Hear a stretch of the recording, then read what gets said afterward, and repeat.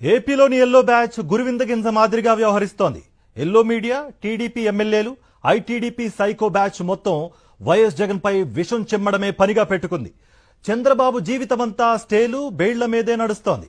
అయితే YS Jagan bail మీద వీళ్లంతా విష ప్రచారం చేస్తున్నారు. చంద్రబాబు దగ్గర ప్రాపకం కోసం ఈనాడులో అడ్డమైన రాతలు రాస్తుంటే ఆ రాతలను పట్టుకుని టీడీపీ ఎమ్మెల్యేలు కారు కూతలు కూస్తున్నారు.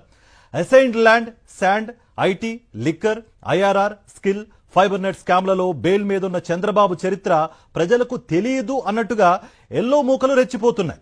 బాబు గ్యాంగ్ గొబల్స్ ప్రచారానికి ధీటుగా చంద్రబాబు బెయిళ్లు, స్టేల చరిత్రను గుర్తు చేస్తూ నెటిజన్లు ధమ్కీ ఇస్తున్నారు.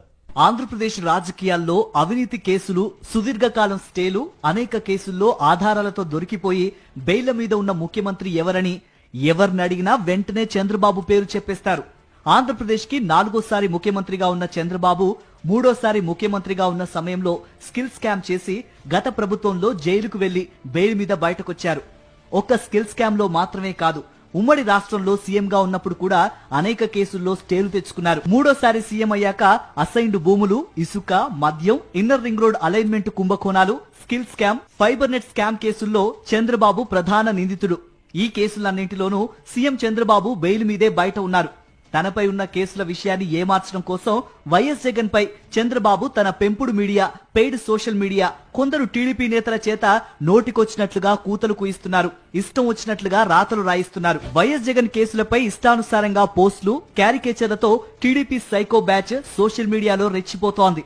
ఈనాడు పత్రిక రోజుకు అబద్ధం, తప్పుడు రాతలతో విషం చిమ్మడమే పనిగా పెట్టుకుంది. ఈనాడు కూడా చంద్రబాబు బెయిళ్ల మీదే తిరుగుతున్నాడన్న సంగతిని జనానికి తెలియనట్టు వైఎస్ జగన్ పై అడ్డగోలు రాతలు రాసి విషం చిమ్ముతోంది.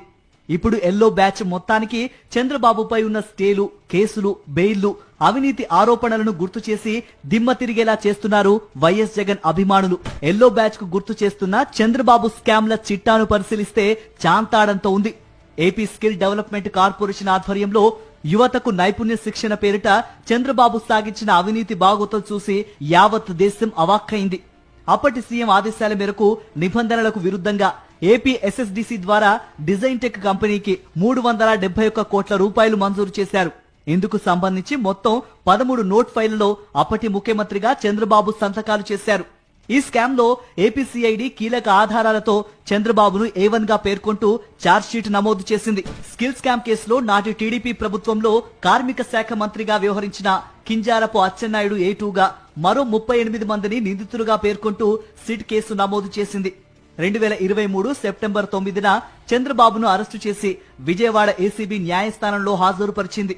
ఈ స్కామ్ లో చంద్రబాబు పాత్రను నిర్ధారిస్తూ సిఐడి అధికారులు సమర్పించిన నివేదికతో సంతృప్తి చెందిన న్యాయమూర్తి ఆయనకు జ్యుడిషియల్ రిమాండ్ విధించారు. తర్వాత అనారోగ్య కారణాలను చూపిస్తూ దాఖలు చేసిన బెయిల్ పిటిషన్ తో హైకోర్టు బెయిల్ మంజూరు చేసింది. చంద్రబాబు అరెస్ట్ అయిన నాటి నుంచి ఆయనతో పాటు టీడీపీ నేతలంతా నిజాలను దాచి కేవలం అబద్ధాలను ప్రచారం చేయడమే లక్ష్యంగా పెట్టుకున్నారు.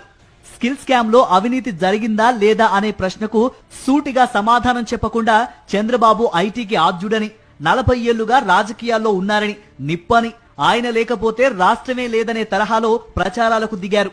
కోర్టుల్లో మాత్రం చంద్రబాబు 70 ఏళ్ల వయసు పైబడిన వారని, అనారోగ్య సమస్యలున్నాయనే కారణాలతో బెయిల్ అడుగుతూ వచ్చారు.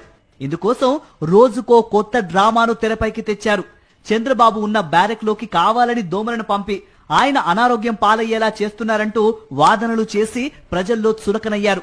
వీటిని చూసి జనం నవ్వుకోవడంతో బాబుకు చర్మ సమస్యలున్నాయని, దద్దుళ్లు వస్తున్నాయని, జైల్లో సరైన వైద్యం అందించడం లేదంటూ మరో ఎత్తుగడ వేశారు. వైద్యులు ఆయనకు ఎప్పటికప్పుడు పరీక్షలు చేస్తూ టీడీపీ చెబుతున్న వాటిల్లో నిజం లేదని స్పష్టం చేయడంతో మరో నాటకానికి తెరతీశారు. జైల్లో గంజాయి స్మగ్లర్లు, నక్సలైట్లు ఉన్నారని, వారి నుంచి బాబుకు ప్రాణహాని ఉందంటూ కొన్ని రోజులు హంగామా నడిపారు. చంద్రబాబును చంపేస్తామంటూ నక్సలైట్లు పోలీసులకు లేఖ రాశారని, జైల్లో డ్రోన్లు ఎగరవేస్తున్నారని పసలేని ప్రచారాలు చేశారు. ఇన్ని డ్రామాల తర్వాత ఎట్టకేలకు కోర్టు ఆయన వయస్సు, అనారోగ్య సమస్యలను పరిగణలోనికి తీసుకుని షరతులతో కూడిన తాత్కాలిక బెయిల్ మంజూరు చేసింది. ఆ బెయిల్ పైనే ప్రస్తుతం చంద్రబాబు ఉన్నారు. అనేక అవినీతి కుంభకోణాల కేసుల్లో చంద్రబాబు బెయిల్ తెచ్చుకున్నారు. రాజధాని అమరావతిని చంద్రబాబు తన అవినీతి అక్షయ పాత్రగా మార్చుకున్నారు. గత టీడీపీ ప్రభుత్వ హయాంలో సిఆర్డీఏ చైర్మన్ గా అప్పటి సీఎం చంద్రబాబు, వైస్ చైర్మన్ గా అప్పటి మంత్రి పొంగూరు నారాయణ బరి తెగించి అవినీతికి పాల్పడ్డారు. చంద్రబాబు, నారాయణ ఆదేశాలతో సిఆర్డీఏ అధికారులు ఇన్నర్ రింగ్ రోడ్ అలైన్మెంట్ లో మార్పులు చేశారు. చంద్రబాబు, లింగంనేని కుటుంబానికి చెందిన వందలాది ఎకరాలు ఉన్న తాడికొండ, కంతేరు, కాజలను పరిగణలోనికి తీసుకున్నారు. ఇన్నర్ రింగ్ రోడ్ అలైన్మెంట్ ను 3 కిలోమీటర్లు దక్షిణానికి జరిపారు. అలైన్మెంట్ మార్పుతో చంద్రబాబు కుటుంబానికి చెందిన హెరిటేజ్ ఫుడ్స్, ఆయన బినామీ సన్నిహితుడైన లింగంనేని రమేష్ కుటుంబానికి చెందిన భూముల విలువ భారీగా పెరిగింది. చంద్రబాబు, నారాయణ తమ కుటుంబ సంస్థలు హెరిటేజ్, రామకృష్ణ హౌసింగ్ లిమిటెడ్లతో పాటు తమ బినామీ లింగంనేని రమేష్ తన సంస్థల పేరిట ఇన్నర్ రింగ్ రోడ్డుకు అటూ ఇటుగా భారీగా భూములు కొన్నారు. కృష్ణానదికి యువతల విజయవాడ శివారులో నారాయణ తమ ఆస్తుల విలువ భారీగా పెంచుకున్నారు. సిఆర్డీఏ అధికారులు మొదట రూపొందించిన అలైన్మెంట్ ప్రకారం ఇన్నర్ రింగ్ రోడ్డును గుంటూరు జిల్లాలోని అమరావతి నుంచి కృష్ణా జిల్లాలోని నున్న మీదుగా నిర్మించాల్సి ఉంటుంది. అందుకోసం కృష్ణానదిపై వంతెన నిర్మిస్తారు. గుంటూరు జిల్లాలోని నూతక్కి, కృష్ణా జిల్లా పెదపులిపర్రు మధ్య కృష్ణానదిపై వంతెన నిర్మించి అక్కడి నుంచి తాడిగడప, ఎనికెపాడు మీదుగా నున్న వరకు ఇన్నర్ రింగ్ రోడ్డు కొనసాగుతోంది. తొలి ప్లాన్ ప్రకారం నిర్మిస్తే ఆ ప్రాంతంలోని నారాయణ విద్యా సంస్థల భవనాలను భూసేకరణ కింద తొలగించాల్సి వస్తుంది. దాంతో ఇన్నర్ రింగ్ రోడ్ అలైన్మెంట్ ను 3 కిలోమీటర్లు తూర్పు దిశగా మార్చారు. ఆ ప్రకారం గుంటూరు జిల్లాలో రామచంద్రాపురం, కృష్ణా జిల్లా చోడవరం మధ్య వంతెన నిర్మిస్తారు. అక్కడి నుంచి పెనమలూరు మీదుగా నిడమనూరు నుంచి నున్న వరకు ఇన్నర్ రింగ్ రోడ్డు నిర్మిస్తారు. నారాయణ కుటుంబానికి చెందిన 9 విద్యా సంస్థల భవనాలను ఆనుకుని ఇన్నర్ రింగ్ రోడ్ అలైన్మెంట్ ను ఖరారు చేశారు. ఇన్నర్ రింగ్ రోడ్డు కుంభకోణంపై సిఐడి సమగ్ర దర్యాప్తు జరిపి కీలక ఆధారాలు సేకరించింది. A1 గా చంద్రబాబు, A2 గా నారాయణ, A3 గా లింగంనేని రమేష్, A4 గా లింగంనేని రాజశేఖర్, A5 గా అంజనీ కుమార్, A6 గా లోకేష్ లపై కేసు నమోదు చేసింది. ఆ కేసులో కూడా బెయిల్ మీదున్నారు సీఎం చంద్రబాబు. అమరావతి నిర్మాణాల నుంచి ఇన్నర్ రింగ్ రోడ్డు వరకు చంద్రబాబు చేయని అక్రమాలు లేవు. తన వాళ్లకు దోచిపెట్టడానికి, తాను దోచుకోవడానికి అనేక కుంభకోణాలకు తెరతీశారు సీఎం చంద్రబాబు. 2,000 కోట్ల రూపాయల లెక్కల కోసం ఐటీ అధికారుల నోటీసులు కూడా అందుకున్న చంద్రబాబు ఇప్పటి వరకు వాటికి వివరణే ఇవ్వలేదు. That is Chandrababu. శాసనసభ, న్యాయస్థానం భవన నిర్మాణాల్లో చంద్రబాబు యథేచ్ఛగా దోపిడీకి పాల్పడ్డారు. చంద్రబాబు సర్కార్ 2018 నాటికి 8,000 కోట్ల రూపాయల విలువ చేసే కాంట్రాక్టు పనులు చేసింది. తన కమిషన్లు వసూలు చేసేందుకు బాబు తన పిఏ శ్రీనివాస్ ను రంగంలోకి దింపారు. వినయ్ సంగల్లా, విక్కీ జైన్ అనే ఇద్దరిని మనోజ్ కు శ్రీనివాస్ అటాచ్ చేశారు. వీరిలో వినయ్ సంగల్లా 3 కంపెనీలు, విక్కీ జైన్ 2 కంపెనీలు సృష్టించారు. ఆ కంపెనీలకు బోగస్ సబ్ కాంట్రాక్టుల కింద డబ్బులు ఇవ్వమన్నారు. వాళ్ళ నుంచి తాము డబ్బులు తీసుకుంటామని మనోజ్ తో చంద్రబాబు పిఏ శ్రీనివాస్ చెప్పారు. ఆదాయ పన్ను శాఖ అధికారుల సోదాల్లో బట్టబయలైన అవినీతి బాగోతం ఇది. దీనికి సంబంధించి చంద్రబాబుకు ఐటీ శాఖ నోటీసులు ఇచ్చింది. చంద్రబాబు తమను బెదిరించడంతోనే ఆయన చెప్పిన బోగస్ కంపెనీలకు నిధులు మళ్లించామని షాపూర్జీ, పల్లోంజీ కంపెనీ ప్రతినిధులు ఐటీ శాఖకు ఇచ్చిన వాంగ్మూలంలో అంగీకరించారు. మరో నిర్మాణ సంస్థ L&T కంపెనీ నుంచి తామే నిధులు వసూలు చేసి చంద్రబాబుకు అందించామని అంగీకరించారు. మొట్టమొదటిగా ఆదాయపు పన్ను శాఖ అధికారులు షాపూర్జీ, పల్లోంజీ కంపెనీ ప్రతినిధి మనోజ్ వాసుదేవ్ నివాసంలో 2019 నవంబర్లో సోదాలు నిర్వహించారు. అక్కడ మొత్తం సమాచారం లభించింది. ఆ తర్వాత 2020 ఫిబ్రవరిలో చంద్రబాబు పిఏ శ్రీనివాస్ తో పాటు మరికొందరిపై జరిపిన దాడుల్లో లెక్కల్లో చూపని 2,000 కోట్ల రూపాయలు దొరికినట్టు central board of direct taxes ఫిబ్రవరి 18న ఒక ప్రకటనలో వెల్లడించింది. 40 చోట్ల జరిపిన తనిఖీల్లో బోగస్ సబ్ కాంట్రాక్ట్ కంపెనీలు, ఇన్వాయిస్లు, బిల్లులు, ఇతర ఆధారాలు లభించాయని చెప్పింది. రెండో దశ దర్యాప్తులో భాగంగా ఐటీ అధికారులు 2022 సెప్టెంబర్ 28న చంద్రబాబుకు నోటీసులు ఇచ్చారు. ఆ నోటీసుపై ఇప్పటికీ చంద్రబాబు, ఆయన కుటుంబం నోరు తెరవలేదు. ప్రజలకు వివరణ కూడా ఇవ్వలేదు. టీడీపీ ప్రభుత్వ హయాంలో చంద్రబాబు భూదాహానికి బడుగు బలహీన వర్గాల అసైన్డ్ భూములు సమిధలయ్యాయి. ప్రభుత్వ భూములు గల్లంతయ్యాయి. చంద్రబాబు, నారాయణ, వారి బినామీలు, సన్నిహితుల హస్తగతమయ్యాయి. ఏకంగా 4,239.75 కోట్ల రూపాయల విలువైన భూ సమీకరణ ప్యాకేజీ వర్తించే 1,072 ఎకరాల అసైన్డ్ భూములు, 760.25 కోట్ల రూపాయల ప్యాకేజీ వర్తించే 328 ఎకరాల ప్రభుత్వ భూములు వెరసి భూ సమీకరణ ప్యాకేజీ కింద అమరావతిలో దాదాపు 5,000 కోట్ల రూపాయల విలువైన స్థలాలను చంద్రబాబు, నారాయణలు తమ గుప్పిట పెట్టడం నమ్మలేని నిజం. సిఐడి ప్రత్యేక దర్యాప్తు బృందం దర్యాప్తులో ఆధారాలతో సహా ఆ భూ దోపిడీ బట్టబయలైంది. దీంతో సిఐడి కేసు నమోదు చేసి దర్యాప్తు చేపట్టింది. 2014 నుంచి 19 మధ్య తెలుగుదేశం ప్రభుత్వంలో సీఎం చంద్రబాబు తన సన్నిహితుడు వేమూరి హరికృష్ణ ప్రసాద్ ద్వారా ఏపీ ఫైబర్ నెట్ కార్పొరేషన్ లో భారీ అవినీతికి పాల్పడ్డారు. 333 కోట్ల రూపాయల మేరకు ఆనాటి ప్రభుత్వం ఏపీ ఫైబర్ నెట్ ద్వారా టెండర్లు పిలిచింది.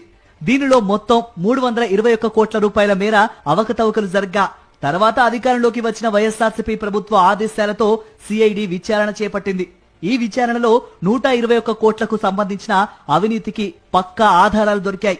ఈ అక్రమాలకు కారణమైన టెరాసాఫ్ట్ సంస్థ గతంలో టెండర్ ప్రక్రియ లోపాభూయిష్టం, పని చేయకపోయినా చేసినట్లు చూపడం, బిల్లులు తీసుకోవటం, నాసిరకం పరికరాల వినియోగం వంటి అవకతవకలకు పాల్పడడం వల్ల సదరు సంస్థను రాష్ట్ర ప్రభుత్వం బ్లాక్ లిస్ట్ లో పెట్టింది.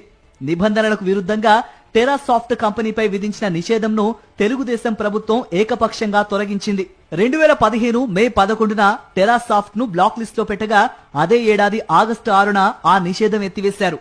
ఆ మర్నాడే ఏపీ ఫైబర్ నెట్ టెండర్లు పిలిచారు.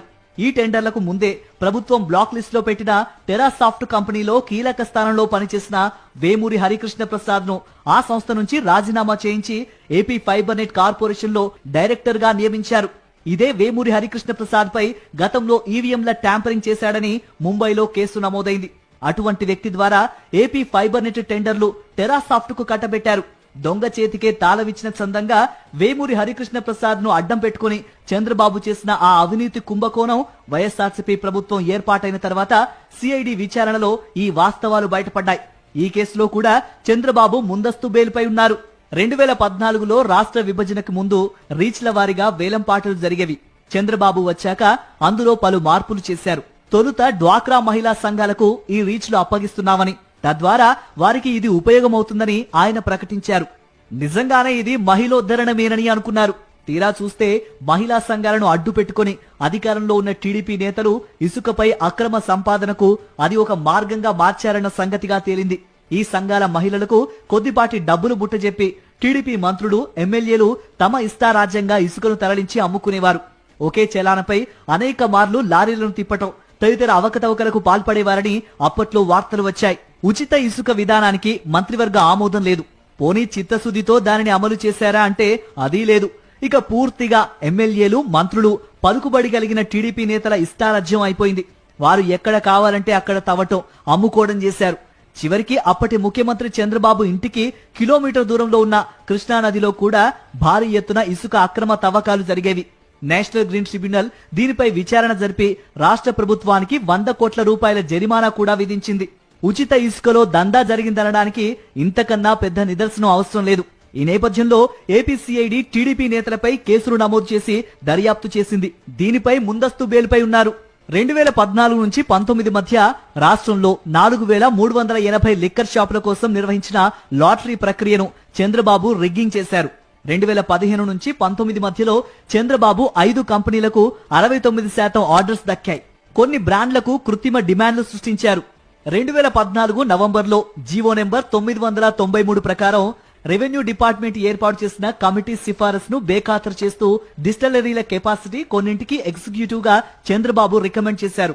తర్వాత 2012 నుంచి అమల్లో ఉన్న ప్రివిలేజ్ ఫీజును తొలగించి చంద్రబాబు తన ప్రైవేటు షాపుల మాఫియాకు లబ్ధి చేకూర్చారు.